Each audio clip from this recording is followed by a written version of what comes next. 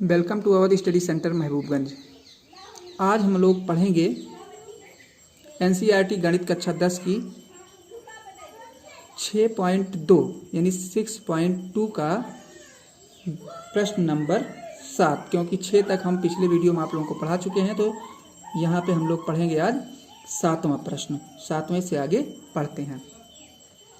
तो चलिए देखते हैं। इसमें जो है 7वां प्रश्न कह रहा है, प्रमेय 1 का प्रयोग करते हुए सिद्ध कीजिए कि एक त्रिभुज की एक भुजा के मध्य बिंदु से होकर दूसरी भुजा के समांतर खींची गई रेखा तीसरी भुजा को समद्विभाजित करती है। अब इसमें हमको देखना है, आप लोगों के सामने ये त्रिभुज है। त्रिभुज कंप्लीटली देख लीजिए आप लोग।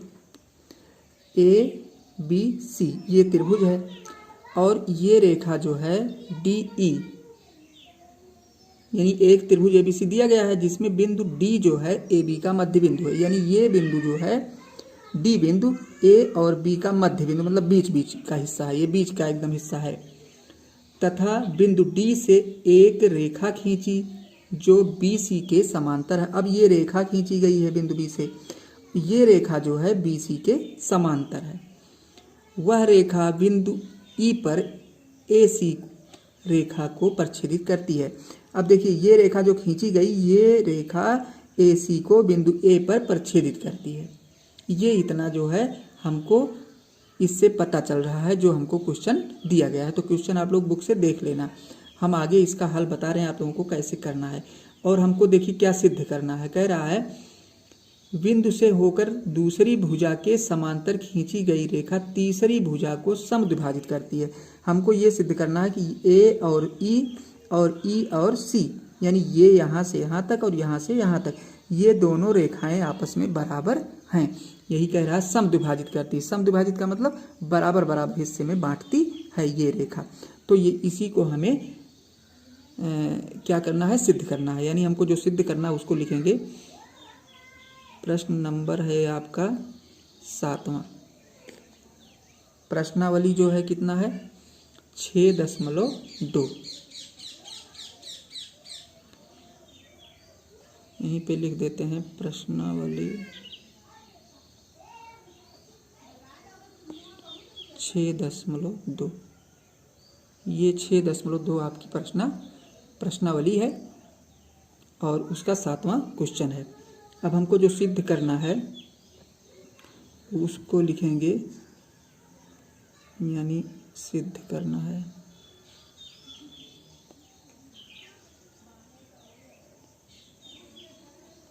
सिद्ध करना है क्या, बिंदु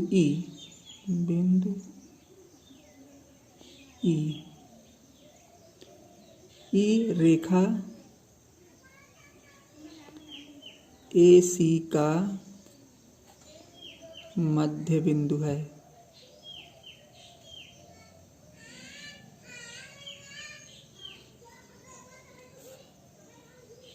हमको यही सिद्ध करना है। बिंदु E जो है, E का मतलब ये, इस रेखा AC का मध्य बिंदु, यानी बीच का हिस्सा है, बीच का बिंदु है ये, यही हमको सिद्ध करना है।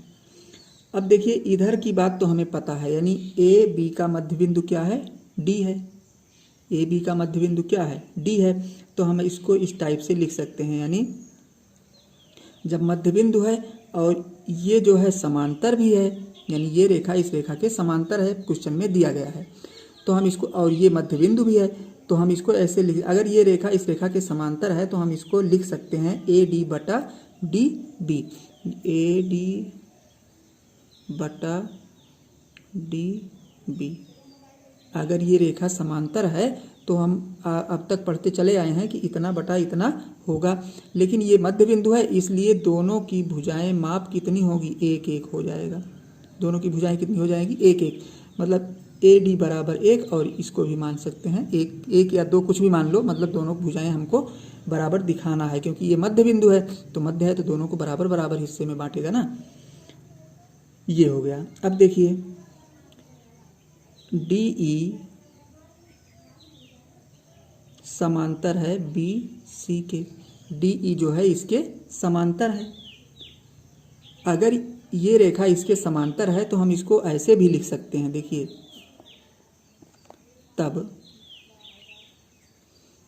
AD बटा DB, AD बटा DB ये रेखा जो थी बराबर है, अगर ये रेखाएं समांतर हैं दोनों आपस में तो वही पहले वाला प्रमेय हमको लगाना है, AD बटा DB और AE बटा EC, AE बटा AE बटा EC, EC मतलब इतना बटा इतना और ये इतना बटा इतना, जो अब तक आप लोग पढ़ते चले आए हैं।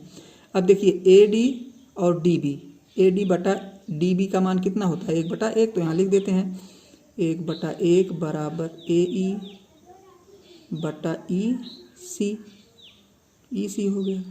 अब इसका तिर्यक गुणा क्रॉस मल्टीप्लाई कर लेते हैं तो आपका हो जाएगा AE बराबर, इसका गुणा इसमें करेंगे तो AE होगा, इसका गुणा इसमें करेंगे तो EC होगा। बस यही तो हमको सिद्ध करना था, यही हमको सिद्ध करना था, यानी AE बराबर EC, यानी AE बराबर है EC के। बस यही हमको सिद्ध करना था, क्योंकि हमको यही पूछा गया है प्रश्न में कि तीसरी भुजा को समद्विभाजित कर, तीसरी भुजा ये है, इसको समद्विभाजित का मतलब बराबर बराबर बांटती है, तो AE बराबर AC हमारा सिद्ध हो गया। तो यहाँ लिख देंगे सत्यापित। बस ये क्वेश्चन आपका कंप्लीट हुआ। अब चलते हैं नेक्स्ट क्वेश्चन पर। प्रश्न नंबर 8 देखते हैं। प्रश्न नंबर 8 जो है आपका जो कह रहा है उसके हिसाब से देखिए, जो हमने फिगर बनाया है, कैराथेल्स प्रमेय का प्रयोग करते हुए सिद्ध कीजिए कि एक त्रिभुज की किन्हीं दो भुजाओं, एक त्रिभुज है ABC, किन्हीं दो भुजा का मतलब AC और AB, ये दो भुजाएं हो गई। दो भुजाओं के मध्य बिंदुओं, मतलब इसका मध्य बिंदु E है और इसका मध्य बिंदु D है, मतलब मध्य बिंदुओं की बात कर रहा है, बीच का बिंदु। तो बीच का बिंदु ये है, यानी इस रेखा के बीच में ये है और इस रेखा के बीच का ये है। मिलाने वाली रेखा, देखिए ये DE, ये मिलाने वाली रेखा है, मतलब मध्य बिंदु को मिलाने वाली रेखा कौन सी है, DE है। तीसरी भुजा के, तीसरी भुजा यही तो ही, दो भुजा की बात हम कर चुके, इसकी और इसकी बात। तीसरी भुजा ये है, इसके समांतर होती है, यानी ये जो है इसके समांतर होती है, यही हमको क्या करना है, सिद्ध करना है। तो किताब से आप लोग क्वेश्चन को देख लीजिएगा, क्वेश्चन बड़ा है, लिखे नहीं है इसलिए। तो हम यहाँ पे आप लोगों को हल देते हैं, यानी हल जो है देखिए,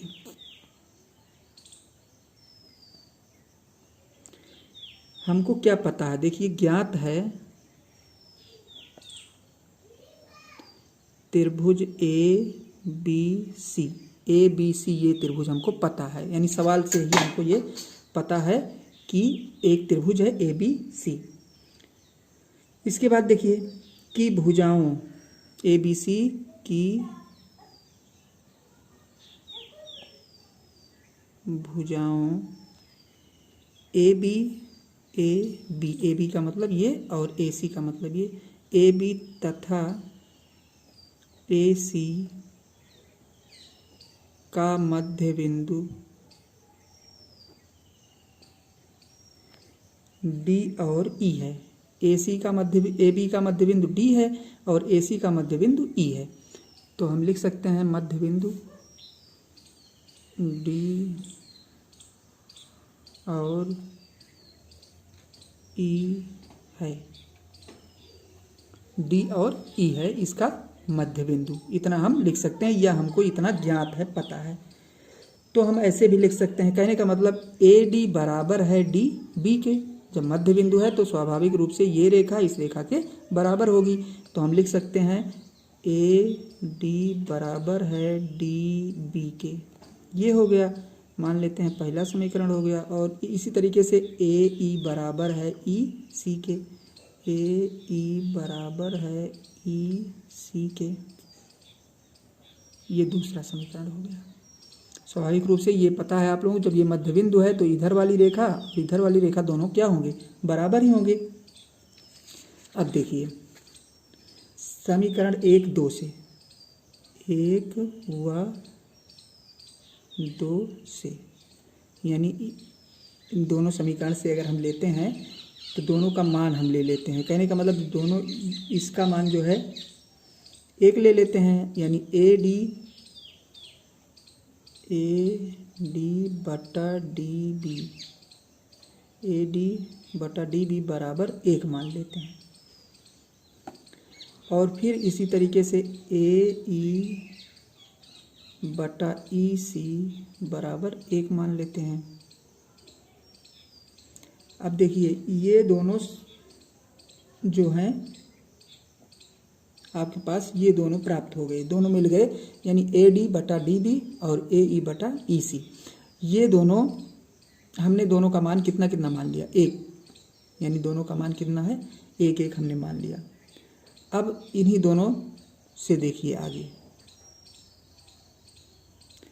हम इनको इस टाइप से, जब दोनों का मान 1 1 है, कहने का मतलब दोनों क्या हैं, बराबर हैं, दोनों आपस में बराबर हैं, यानी हम लिख सकते हैं ए डी बटा डी बी, बी डी है, बी डी बराबर है ए ई बटा ई सी के।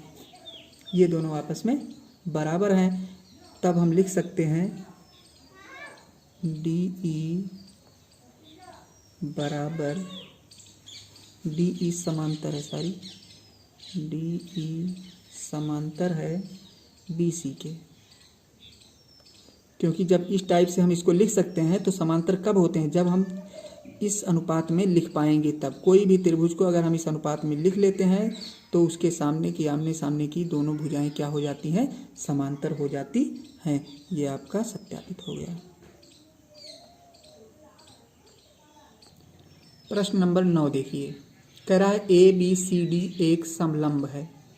देख रहे हैं ए बी सी और डी एक समलंब हो गया, जिसमें ए बी समांतर डी सी है। ए बी जो है इस डी सी के समांतर, मतलब ये रेखा इस रेखा के समांतर है। जैसा जैसा क्वेश्चन में कह रहा है उसी टाइप से आप लोगों को बनाना है।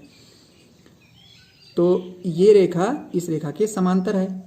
इसके बाद देखिए, तथा इसके विकर्ण परस्पर बिंदु ओ पर काटते हैं। विकर्ण का मतलब ये रेखा और ये रेखा जो है कहाँ पे काट रही है, ओ पर काट रही है, प्रच्छेदित कर रही है। दर्शाइए कि ए ओ बटा ओ बी ए फिर बराबर है सी ओ बटा डी ओ के, यानी ये बटा इतना और ये बटा इतना, ये दोनों आपस में बराबर हैं। यही हमको दिखाना है, यही हमको सिद्ध करना है। तो हम इसमें रचना करते हैं, कुछ हल देखिए इसका।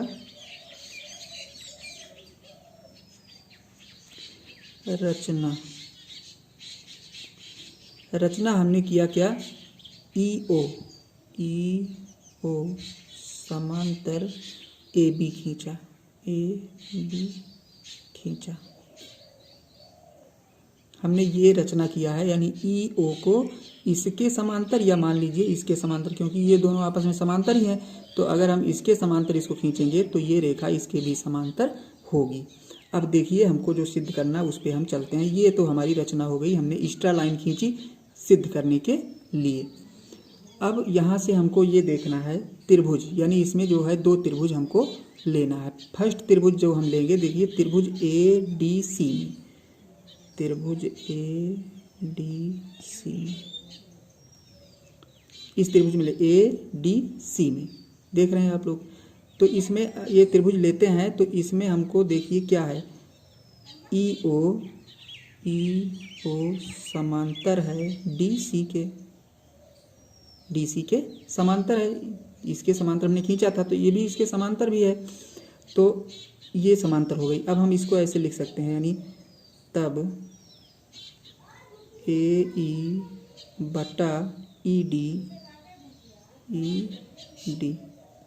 बराबर, यानी ए ई बटा ई डी बराबर है ए ओ बटा ओ सी के। बात समझ में आ रही होगी। त्रिभुज देख रहे हैं आप लोग, ये समलंब। देखिए जब ये रेखा, इतना हमको देखना है, ए सी डी इतना ही देखना है, बीच वाला कुछ देखना नहीं है, और ये रेखा देखना है। तो देखिए इतना बटा इतना, फिर इतना बटा इतना, ये अनुपातिक प्रमेय से है जो आप लोग अब तक पढ़ते आए हैं। तो ये हो गया बराबर। इसको हम मान लेते हैं अपना पहला समीकरण। अब सेकंड टाइम देखिए दूसरे त्रिभुज में, इसी में दूसरा त्रिभुज लेते हैं।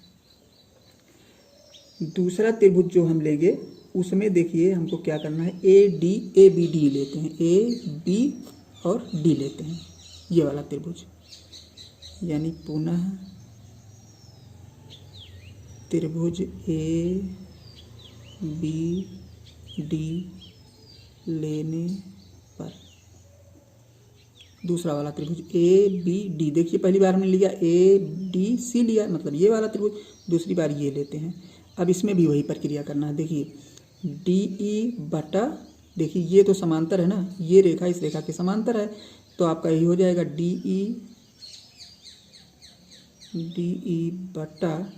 बटा ए ई बराबर है किसके, डी ओ बटा ओ बी के, डी ओ बटा ओ बी के बराबर है। ये आपका सेकंड समीकरण हुआ। अब देखिए क्या करना है हमको, दोनों समीकरण आपको प्राप्त हो गए। या इसको थोड़ा सा और सरल कर लेते हैं, ये लाइन ऊपर कर लेते हैं, ए ई बटा डी ई बराबर ओ बी बटा डी ओ, ये आपका सेकंड समीकरण है। इसको रहने दीजिए, यहाँ से ज़्यादा सरल होगा। ये दूसरा समीकरण आपका हो गया। अब हमको देखना है समीकरण 1 व 2 से।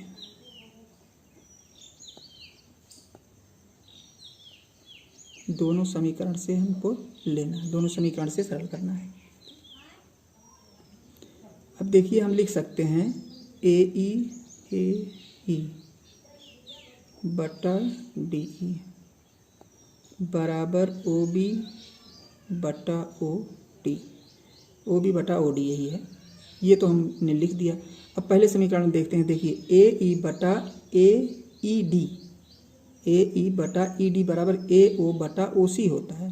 यानी इसका भी मान कितना होता है, ये भी जो है किसके बराबर है, ए ओ बटा ओ सी। यानी ये जो है इसके बराबर है और ये जो है इसके बराबर है। समझ में आ रही बात। देखिए यहाँ पे लिखा है ए ई बटा ई डी बराबर ए ओ बटा ओ सी, तो इतना बराबर हमने इतना भी लिख दिया। और ए ई बटा डी ई बराबर होता है ओ बी बटा ओ डी, तो इसको भी बराबर हमने लिख दिया। यानी ये तीनों हमारे आपस में बराबर हैं।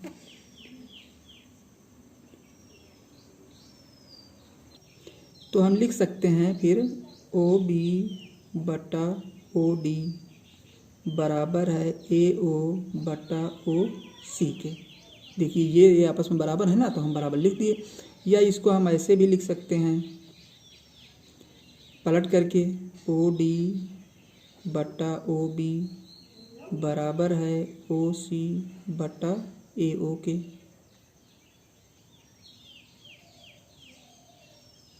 ओ सी बटा ओ सी डी सी है ये, यानी ओ बी बटा ओ डी हो गया, ओ डी बटा ओ बी हो गया, और इधर ओ सी बटा यहाँ पे ए ओ है। इसको इतना पुनः देख लीजिए। इस टाइप से होने के बाद हम लिख सकते हैं इसको ए ओ बटा इतना लिख सकते हैं, ओ बी बराबर और इतना बटा इतना, ओ सी बटा ओ डी, ओ सी बटा ओ डी। मतलब इतना बटा इतना लिख सकते हैं, इतना बटा इतना, किसी भी कंडीशन में इसको हम लिख सकते हैं। मतलब इतना बटा इतना या इतना बटा इतना भी, इसको हम नीचे का बटा नीचे में और ऊपर का बटा ऊपर में लिख सकते हैं। अब देखिए यही तो हमको सिद्ध करना था, जो हमको सिद्ध करने के लिए दिया गया था। देखिए ए ओ बटा ओ बी बराबर सी ओ बटा ओ डी, तो यही हमारा सत्यापित हो गया।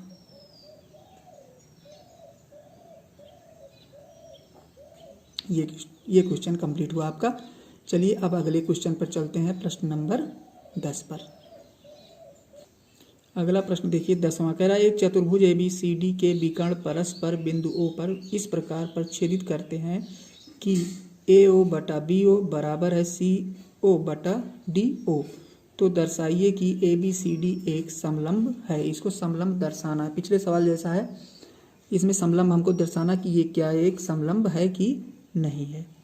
अब देखिए इसमें जो दिया गया है, दिया हमको ये गया है कि AO बटा BO बराबर है CO बटा DO की। ये चीज़ हमको प्राप्त है। देखिए ये है, ये हमको दिया गया है। या हम इसको इस टाइप से भी लिख सकते हैं, यानी इसको अगर हम लिखना चाहें तो इस टाइप से AO बटा CO बराबर BO बटा DO, ऐसे भी लिख सकते हैं। मतलब इतना बटा इतना और इतना बटा इतना, इस टाइप से भी लिख सकते हैं। तो इसको हम बना लेते हैं समीकरण नंबर 1। अब पिछले में जैसे हमने खींचा था, एक रेखा EO खींच लेते हैं और ये AB के या DC के समांतर है, यानी EO समांतर AB रचना से, ये इसकी हमने रचना की है, मतलब ये अपने आप खींचा है सरल करने के लिए। ये दोनों समांतर है। अब त्रिभुज ले लेते हैं ADB में, यानी त्रिभुज ADB में हम लेते हैं ADB में। ADB ये समांतर रेखा है हमारी, तो हो जाएगा DE बटा EA, DE बटा EA, DE बटा EA ये हो गया। फिर DO बराबर DO बटा DO का मतलब ये बटा OB, ये हो गया। या इसको हम ऐसे भी लिख सकते हैं पलट करके EA बटा DE बराबर OB बटा DO। DO मतलब ये पलट करके, मतलब दोनों को हम पलट कर भी लिख सकते हैं। ये तो हमारा हो गया समीकरण नंबर 2।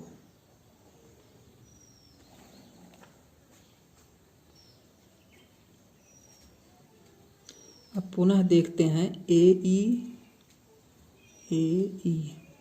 समीकरण 1 और 2 को लेते हैं, यानी लिख देते हैं समीकरण 1 व 2 से। अब AE का मतलब यही बटा DE बराबर है OB बटा DO, ये हो गया।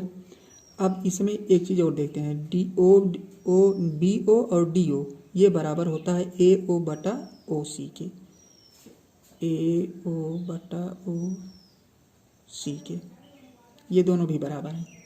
यानी इसका मतलब यहाँ जो दिया गया है, यानी इतने का बराबर ये है और इसका बराबर ये है, तो यहाँ भी हम इसको लिख सकते हैं।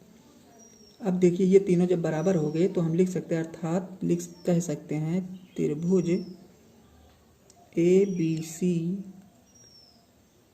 की भुजाओं AD और AC, AD और AC, AD और AC,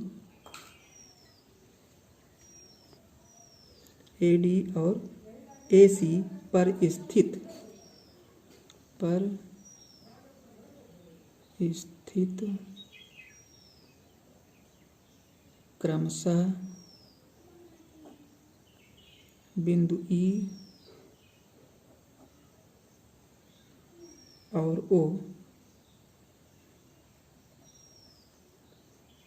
इनको एक ही अनुपात में बांटते हैं, इनको एक ही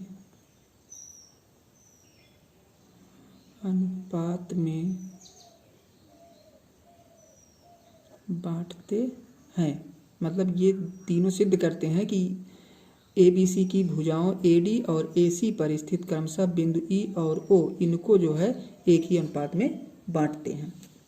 जब एक ही अनुपात में बांटेंगे तो हम लिख सकते हैं तब OE समांतर है, OE समांतर DC और OE समांतर AB है। यानी OE समांतर DC और OE समांतर AB। और आगे हम लिख सकते हैं यानी AB समांतर DC लिख सकते हैं तब हम, क्योंकि OE दोनों में कॉमन है तो इतना समांतर इतना हो गया ये। जब ये दोनों समांतर हैं तो हम लिख सकते हैं अतः चतुर्भुज ABCD एक समलंब है, एक समलंब है। बस इतना ही आपको करना है इसमें। तो इसको कंप्लीट कर लीजिएगा। यहाँ तक हमने आज ये चैप्टर आपका पूरा कर दिया, मतलब प्रश्नावली 6.2 पूरा हो गया। अब 6.3 हम अगले क्लास में आप लोगों को पढ़ाएंगे। तो हम चाहेंगे आप लोग इसको पढ़ते रहिए, इसको एक नहीं 2 बार 3 बार इसको जब आप रिपीट करेंगे तभी आप लोगों के समझ में कन्फर्म ये आएगा। तो यहाँ से आप लोग पढ़ते रहिए। चैनल को अगर सब्सक्राइब नहीं किए हो तो ज़रूर कर लो, क्योंकि उससे आप लोगों का लाभ है। नहीं तुम्हारा चैनल खोलना पड़ेगा, खोजना पड़ेगा कहाँ पे है क्या है। ऐसे में रहेगा ये कि जैसे हम पढ़ाएंगे वैसे आप लोगों के पास उसकी सूचना नोटिफिकेशन आपको मोबाइल के सीधे ऊपर पहुंच जाएगी और वहां से आप लोग पढ़ सकते हैं। तो चैनल को सब्सक्राइब करने के लिए आपको कुछ लगना है नहीं, सब्सक्राइब किए रहेंगे, बेल आइकन टच किए रहेंगे तो उससे आप लोगों को यहाँ से पढ़ने वाले समस्त वीडियो का नोटिफिकेशन आप लोगों के पास तुरंत पहुँचता रहेगा। तो चलिए मिलते हैं आप लोगों से नेक्स्ट वीडियो में, तब तक के लिए धन्यवाद।